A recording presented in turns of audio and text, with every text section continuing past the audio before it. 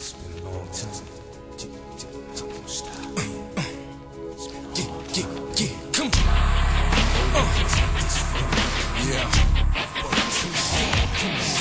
Hey, yo, it's my life, my time, my rights, my rhymes, my grind, my struggle, hustle, sweat in my blood too. A predator smells fear, I smell a lot. My competitors fled scared, cause they smelled I was hot. I want it all. Excess, the sex, and much success. Stress us, I want it all, no less. So come on.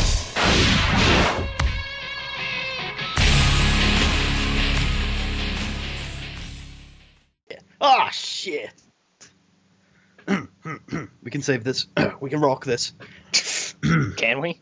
Hey guys, Putty here. Welcome for another edition of Tuesday Night SmackDown. I'm tired. Tucker's tired. I'm not Tucker's dog is tired. My dog is gone. Gone? I killed her. Oh man, that's too much, man. I still don't know what you wanted me to see in that episode. What episode? The Christmas episode. I didn't want you to see anything. I don't think I even watched all the way through. What? Did you just say that then to make me watch it for no apparent reason? Say what? When you messaged me earlier and said that you watched Christmas episode, I was like, okay. You made in intro of one of the videos. You said it was like a Christmas special that secretly holds a key that is very important in the entire storyline. I was like, oh shit, I gotta go watch that now. I was referring to Doctor Who. Oh, what the fuck, buddy? All their Christmas or Sherlock, all their Christmas episodes are really important. You fucker! I watched that whole thing, sat through it, and I was like, "What?" I've never even seen it. It's so just nothingness. It's just, I thought so. It seemed like it. It's so pretty. I didn't watch it. It's pretty nothingness. It's just at the end they're just kind of like, "Wow, I like spending time with Todd," and it's like, "Oh." So it is time for spoilers, by the way. Penultimate episode of The King of the Ring. This is one of those episodes, Tucker, where you shouldn't click yes until we've analyzed. So let's get right into it. We're still in MSG as usual. I shouldn't click yes until we've analyzed. Yeah, oh. When you click run show and it says, are you sure? You shouldn't click yes because there's a match first. Okay, yeah, let's do it. So, first match of the evening is Pentagon Jr. versus Johnny Gargano. Gargano? Yes, Gargano, folks. Gargano, his new nickname. Gargano will be picking up the win. Wait. After one of the recent episodes, immediately following it, we had made a reference to Gargano and Candice's marriage, and immediately following the episode in the game, they divorced. Yeah, that was creepy. That's pretty creepy. So yeah, well, I think it's pretty open and shut. Pentagon's not having a great tournament. Let's do it. Yep, let's do it.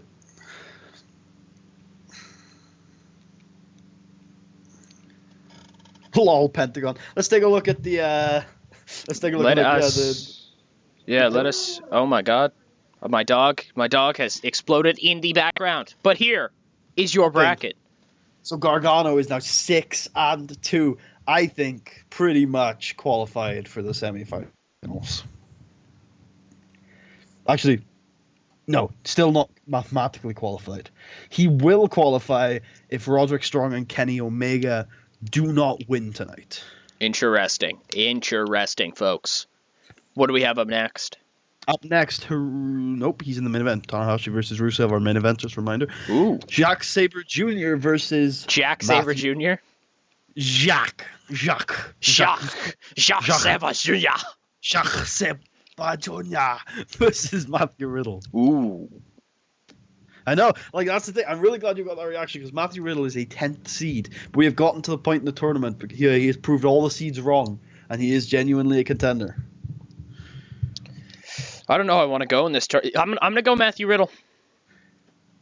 I wouldn't blame you. But so we've already said Sabre's probably out of the semifinals. But, you know, a big win here would definitely put him in Money in the Bank contention. Let's do it to it. So in a 75B-, oh man, Zack Sabre Jr. defeated Matthew Riddle with hurrah, another year. Surely this one will be better than the last. The Exhonorable March to Progress will lead us all to happiness. Very well done, buddy. Very well done. Thank you. I think it's probably wrong, but it sounds okay. Sounds okay in my head too, yeah. Good performances from both lads. They've both gained so much from this tournament. Oh, definitely. So much. Let's see how the other results go for Zach. Could mean very, very different things for very different people at the end of the show. Carl Anderson versus Roderick Strong. Oh man, this is Styles on the run. He beat AJ Styles last week. Yeah, Anderson is interesting. Anderson has kind of kicked it into gear here. We knew it would happen. But Roderick Strong is still Roderick Strong. Yep, definitely. I think I'm gonna go tonight if he's gonna stay into semifinal contention. You know what? I'm gonna go out on a limb and I'm going to say Anderson. I'm going to say Anderson's going to ride this momentum to a victory tonight. I think he's probably the favorite. He's definitely the favorite via seeds. So let's see what happens. So an A3B plus, great wrestling, good heat. Carl Anderson draws with Roderick Strong in 25 minutes when the time limit expired. Wow. We're getting quite into the tournament. I think we're going to see more draws next week and this week than we have earlier. Obviously, there was only one draw before tonight in the entire tournament. But as people get tired and they lose kind of their killer instinct, I think we might see some more draws. Very interesting tie there. As what do we have next? I just we have our intermission up next, but I wanted to point out the significance of Roderick Strong not winning. He got a point, which means I think he is still in contention as long as Rusev doesn't beat Tanahashi tonight.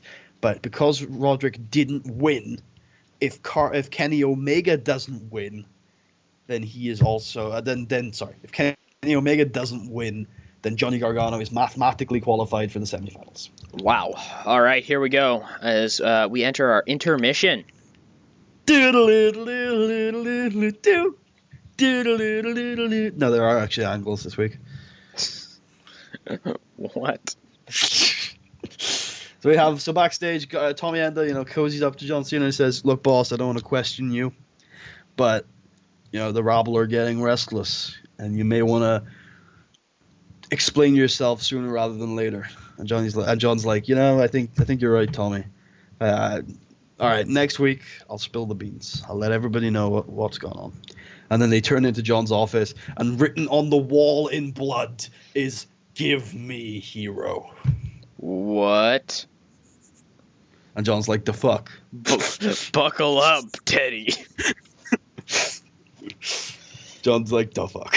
As we move on, and oh man. So the office. In walks Alexa Bliss. She looks at the wall. She does one of her Alexa Bliss facial expressions. She's like, "The fuck?" But she looks at Cena and is like, "No, forget about that. I want my rematch." And Cena's like, "You know what? You deserve your rematch. So, at King of the Ring next Sunday, you will get your contractually obligated rematch against Bayley for the WWE title." And so those are only two other matches, correct? Aside from the King of the Ring tournament matches? Yes, or possibly we'll have to see how the Sami Chris Hero match ends up shaping up. Maybe that'll be on the show too. Oh, fair enough. As Sami wins on contenders match time. That's true. That is true. As we move on to the introductions for AJ Styles versus Kenny Omega. So it was decided last week that the SmackDown 7 are not going to help each other in this tournament. So we're expecting a proper match from these two. Who's going to win this one? I gotta go with Omega, only because we saw AJ lose last week. It's true. Our initial thoughts were that he's going to be fresh coming into the tournament, but you know what I think? I think he's tournament rusty, and I think all of these guys who have been fighting tournament play for the last 7 weeks know how a 25-minute time limit match works. Know how everything's going on, and their bodies are so attuned to King of the Ring that they're just in a better place than AJ. AJ's a great wrestler. I could see him winning this match, but I think he's got tournament rust, and I think Kenny Omega is going to have the advantage. All right, very, very good. I have to agree. As we move into that match. So in A2B, AJ Styles defeated Kenny Omega in 20 minutes and 14 seconds with a calf cutter. Interesting. Very interesting. They don't seem to click, actually. No. As we move into the introduction for the main event of the evening. Well, the main event of King of the Ring, we have another match. We have another match, folks, and it's going to be Rust. Yes. We were talking about Rust earlier. For Tanahashi, it's just general ring rust, I think, and I would expect Rusev to pick up the victory here pretty easily. Tanahashi has not a great tournament. And, Mm-hmm. I don't know. It's hard for me to just flat out say Rusev's going to win this one because past couple weeks we've seen a different Rusev. Rusev's been. Yeah. He's been stopped. He's been caught. I think almost. it's the same Rusev. It's just that he's lost the momentum. He has lost the momentum. He's got to get back. Tanahashi is like the legend of the business. Then again, it just takes a couple losses to spiral out of control. I should also mention Tana's still got his head wrapped up. It's been 2 months. The man needs some time Jesus off. Christ. Yeah, Rusev's probably going to take this one. So we move into the King of the Ring main event of the evening. 91A. Tanahashi defeats Rusev by pinfall with a high fly flow. Big win for Tana. Big win for Tana. Rusev is getting dangerously close to throwing this one away as we take a look at the final table for the evening. Shabam!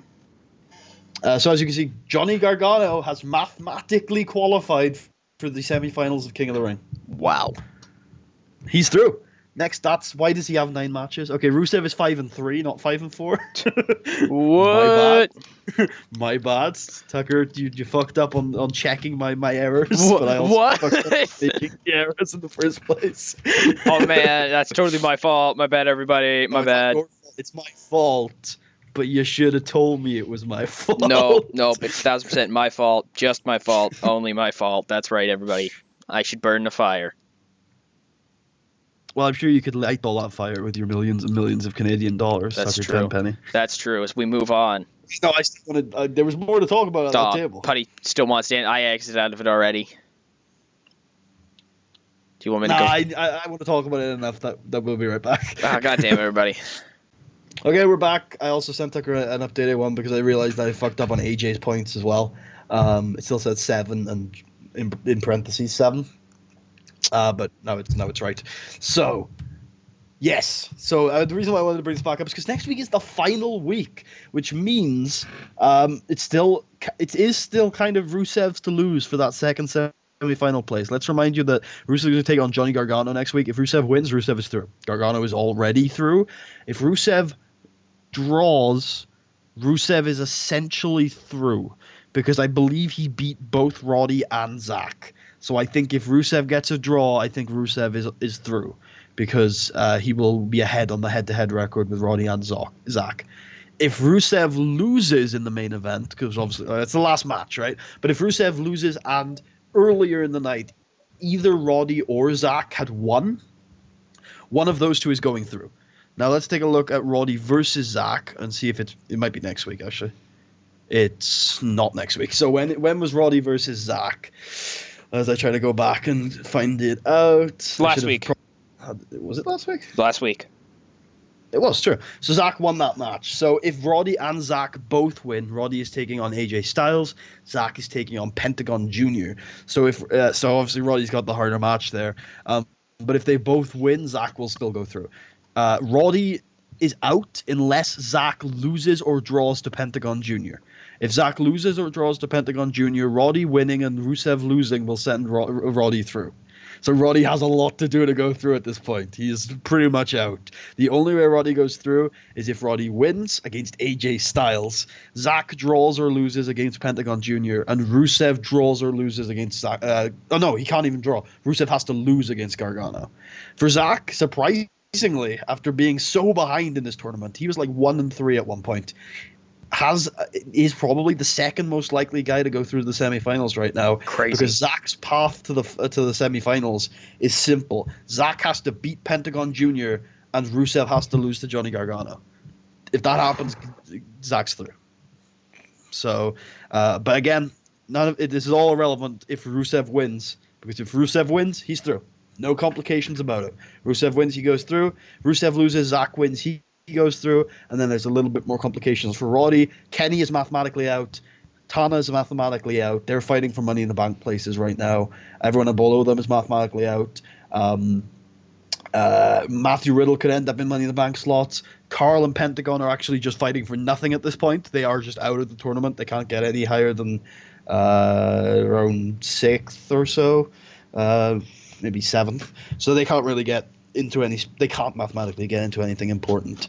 So the top 4 are semi-final fighters. Gargano's through. Gargano's are automatically through, and there's still a reasonable amount to play for, though. It's definitely tighter than maybe last year.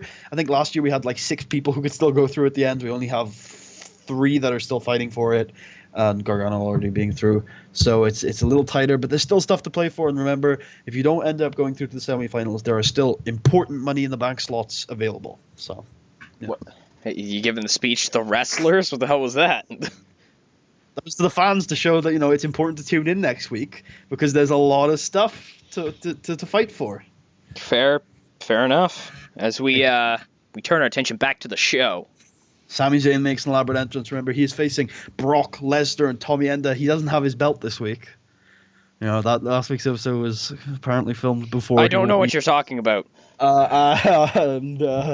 If he loses, he's fired. But if he wins, he's number 1 contender. Come on, Lesnar and End. Give me Sammy.